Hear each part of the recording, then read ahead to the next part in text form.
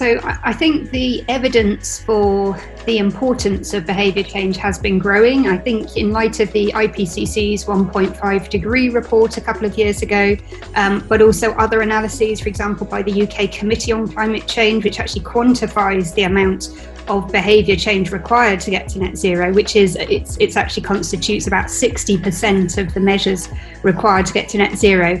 I think it's become very clear that we can't address climate change with technology alone. And so I think finally policymakers are starting to accept that and actually starting to look at ways in which behaviour change could be fostered through sort of policy interventions.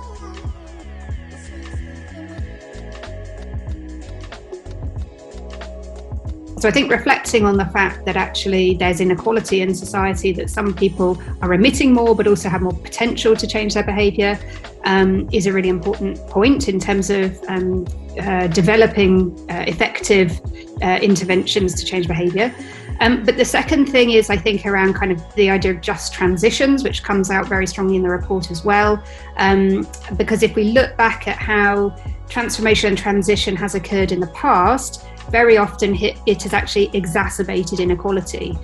So what we need to do now is, when we're thinking about climate change, is think about how can we have a just transition to net zero that allows for that takes account of people working in sectors like the fossil fuel sector or in livestock agriculture, for example, which are high emitting sectors. How can we bring those people with us? How can we create jobs that are lower carbon for those sorts of people, or reskill them?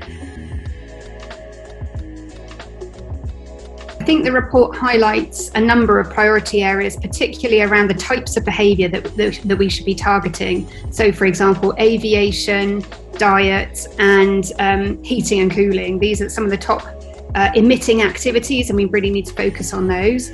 I think another area it really emphasises is the importance of focusing on high income groups who tend to emit more. And also it emphasises the importance of focusing on groups of people and organisational decision making, as well as the individual and householders. So I think it takes behaviour change in a much broader direction.